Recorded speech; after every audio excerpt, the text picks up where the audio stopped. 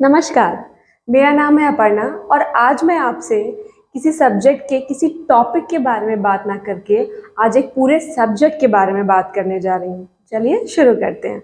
आज हम लोग जिस सब्जेक्ट के बारे में जानेंगे वो सीटेट के एग्ज़ाम में बहुत ही इम्पॉर्टेंट सब्जेक्ट है और सीटेट ही नहीं और जितने भी टीचिंग एग्ज़ाम होते हैं सभी में बहुत ही इम्पोर्टेंस है उसका। तो चलिए देखते हैं क्या है आज के इस वीडियो में। हम बात करने जा रहे हैं इंग्लिश लैंग्वेज की। जब भी आप एग्जाम दे रहे हैं सीटेट का तो आपने देखा होगा कि पेपर 1 और पेपर 2 में दो दो लैंग्वेज का सेक्शन होता है। लैंग्वेज 1, लैंग्वेज 2 पेपर 1 में भी और पेपर 2 में भी लैंग्वेज 1 और लैंग्वेज 2 होती है। तो इसका सिलेबस क्या है, पैटर्न क्या है, किस तरह के क्वेश्चन आते हैं, कितने मार्क्स के आते हैं, चलिए इसमें बात करते हैं। सीटेट के पेपर में अगर आपने इंग्लिश लैंग्वेज का चुनाव पेपर 1 और पेपर 2 दोनों में किया है तो वो आपको 30 मार्क्स की देखने को मिलेगी। 30 मार्क्स के 30 क्वेश्चन आएंगे, 30 नंबर के 30 प्रश्न आपको देखने को मिलेंगे जो दो पार्ट्स में डिवाइड होंगे। वो दो पार्ट्स कौन कौन से हैं?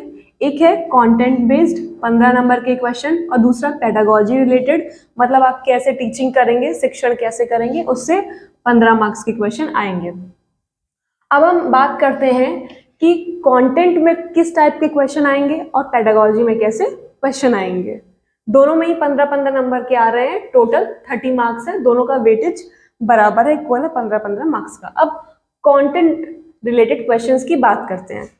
तो अगर आपने पेपर 1 और पेपर 2, ध्यान से सुनिएगा, अगर आपने अपने सीटेट के पेपर में पेपर 1 और पेपर 2 में इंग्लिश को एज अ लैंग्वेज 1 लिया है, कैसी लैंग्वेज? एज अ लैंग्वेज 1 लिया है, तो उसका पैटर्न कैसा रहेगा ये मैं आपको बताने जा रही हूँ। तो इसमें आप देख सकते हैं कि इसमें अनसीन पैसेज आते हैं। कितने अनसीन पैसेज आएंगे? 2 अनसीन पैसेज आते हैं, जिसमें से एक आपका होगा प्रोज या ड्रामा रिलेटेड और दूसरा होगा पोयम। प्रोज क्या होता है? प्रोज मतलब आपको एक कहानी या स्टोरी या कोई गद्य के रूप में लिख के दे देंगे और उससे रिलेटेड क्वेश्चंस होंगे, और पोयम मतलब कविता लिखी होगी, उससे रिलेटेड क्वेश्चन होंगे। अब ये जो क्वेश्चन का टाइप है उसमें आपसे आखिर वो पूछेगा क्या, तो इसमें आपकी कौन सी नॉलेज चेक हो रही है? देखिए, पहला आपका चेक होता है जो भी क्वेश्चन आए हैं उसमें इसी तरह के ये जो अनसीन पैसेज आपका आएगा उसमें इसी तरह के क्वेश्चन पूछे जाएंगे कि उससे आपकी ग्रामर का टेस्ट हो जाए। इंग्लिश ग्रामर आपकी कैसी है उसका टेस्ट लेंगे, और वर्बल एबिलिटी का। वर्बल एबिलिटी का मतलब क्या है कि आपकी मौखिक क्षमता कैसी है। आपने वो पैसेज पढ़ा, उसके बाद आपने उसको समझकर उसके भाव को, जो भी पैसेज का भाव है उसको समझकर किस तरह तर्क संगत रूप से अपना आंसर लिखा। अब इसमें आने वाले जो पैसेज हैं वो किस तरह के होंगे, किस टॉपिक या किस एरिया पे रिलेटेड होते हैं? हम मेनली बात करेंगे प्रोज की कि वो कैसा होता है। तो देखिए, प्रोज आपका लिटरेरी टाइप हो सकता है। लिटरेरी मतलब साहित्य से रिलेटेड, कि कोई साहित्यिक प्रोज आपको दे दिया, या साइंटिफिक हो सकता है। साइंटिफिक मतलब वैज्ञानिक दृष्टिकोण रखता हुआ आपसे पूछ लेंगे, या तो नैरेटिव हो सकता है। अब इसका मतलब क्या होता है? इसका मतलब कोई वर्णनात्मक कहानी या कथा लिख देंगे, मतलब कोई कहानी या कथा लिखेंगे जिसका वर्णन इसमें किया जाएगा। या फिर डिस्कर्सिव टाइप का भी आपको प्रोज वो दे सकते हैं। अब डिस्कर्सिव का मतलब होता है अगठित, मतलब ये कोई स्ट्रिक्ट स्ट्रक्चर को फॉलो नहीं करता है, कि जैसे अगर आपको साइंटिफिक या लिटरेरी देगा तो ये एक स्ट्रक्चर को फॉलो करेगा। लिटरेरी भी दे रहा है तो किसी टॉपिक से रिलेटेड एक पूरी उसमें 8-10 जो लाइनें होंगी वो एक स्ट्रक्चर को फॉलो कर रही होंगी। लेकिन डिस्कर्सिव जो होता है वो किसी स्ट्रिक्ट स्ट्रक्चर को फॉलो नहीं करता, उसमें कहीं से भी किसी भी पॉइंट पे लिख के दे सकते हैं। तो ये मेनली क्यों दिया जाता है? ये दिया जाता है आपका तर्क या दृष्टिकोण को चेक करने के लिए, आप कितनी लॉजिकल थिंकिंग करके आपका पॉइंट ऑफ व्यू कैसा है और उसके हिसाब से आप कैसे आंसर लिखते हो, वो चेक करने के लिए इस तरह के पैसेजेस दिए जाते हैं। अब चलिए हम बात कर लेते हैं इसमें आने वाली ग्रामर की। ग्रामर में क्या आएगा? तो देखिए, ग्रामर में मेनली आपका सिंटेक्स आएगा, पार्ट्स ऑफ स्पीच आते हैं जैसे noun, pronoun, verb, adverb, adjective. इसके अलावा direct indirect narration, active passive voice, इसी तरह की चीज़ें आपसे पूछी जाती हैं, जो कि बहुत इंपॉर्टेंट है। इसीलिए ग्रामर का पोर्शन कभी भी आप इसके लिए मिस मत करिएगा। नाउन, वर्ब, एडवर्ब, एडजेक्टिव, ये सब आएगा, प्रीपोजिशन, ये सारी चीज़ें आती हैं। इसके अलावा आपका एक नरेशन और एक्टिव पैसिव वॉइस भी पूछा जाता है, उससे रिलेटेड क्वेश्चंस होते हैं। तो ये आपने देख लिया कि अगर आप पेपर 1 और पेपर 2 में इंग्लिश को एज अ लैंग्वेज 1 लो तो कैसे क्वेश्चन आते हैं, कैसे पेपर का पैटर्न होता है कि 2 अनसीन पैसेज होंगे, एक प्रोज होगा, एक पोयम होगा। अब हम बात करते हैं, अगर आप पेपर 1 और पेपर 2 को English as a language number 2 choose करो तो लैंग्वेज का पेपर है, अगर आप as a language number 2 select करते हैं तो वो 30 मार्क्स की आएगी। कंटेंट अभी भी 15 मार्क्स का होगा, पेडागोजी 15 मार्क्स की होगी। अब कंटेंट जो आ रहा है, यानी आपके जो अनसीन पैसेजेस आ रहे हैं, उसमें थोड़ा सा चेंज है।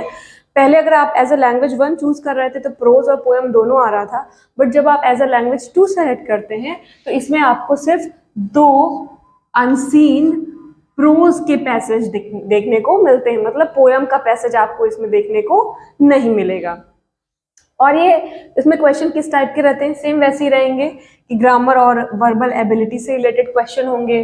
प्रोज जो है लिटरेरी, साइंटिफिक, नैरेटिव और डिस्कर्सिव टाइप की ही पूछी जाएगी, मतलब कोई स्टोरी होगी या हो सकता है उसका कोई एक किसी एक स्ट्रक्चर को फॉलो ना कर रहा हो, या फिर साहित्य या साइंटिफिक चीज़ों से रिलेटेड क्वेश्चंस पूछे जाते हैं। अब चलिए देखते हैं पेपर 1 और पेपर 2 में आने वाले पेडागोजी सेक्शन को। तो ये जो आपका पेडागोजी का सेक्शन है, आप इंग्लिश को एज अ लैंग्वेज 1 ले पेपर 1 और 2 में, या एज अ लैंग्वेज 2 ले। जो पेडागोजी का सेक्शन है उसका सिलेबस है वो सेम रहता है। ये 15 मार्क्स की आएगी दोनों में, पेपर 1 और पेपर 2 में। अब इसके सिलेबस की बात करते हैं कि आखिर सिलेबस क्या है। तो देखिए, ये मैंने 1 to 8 सारे टॉपिक इसके लिखे हुए हैं। तो पहला टॉपिक है लर्निंग एंड एक्विजिशन का। इसमें आपको लर्निंग यानी अधिगम यानी सीखना, और एक्विजिशन यानी अर्जित करना कैसे किए जाएंगे, उनके कैरेक्टरिस्टिक्स, इन सब के बारे में पढ़ाया जाएगा।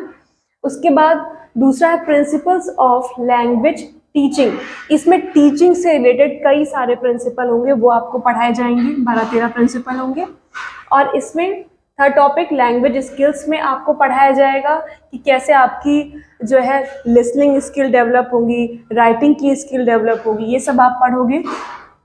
उसके बाद role of grammar in learning a language, यानी ग्रामर का क्या रोल है किसी लैंग्वेज को लर्न करने में। तो बहुत सारा रोल है, आपके कम्युनिकेशन स्किल में कैसे वो फायदा करेगा, राइटिंग में कैसे, स्किल्स में कैसे फायदा करेगा, इसमें आप ये पढ़ेंगे। अगला है challenges of teaching language in a diverse classroom, मतलब जब आपको टीचिंग करनी है इन अ डाइवर्स क्लासरूम में तो क्या क्या चैलेंजेस होंगे।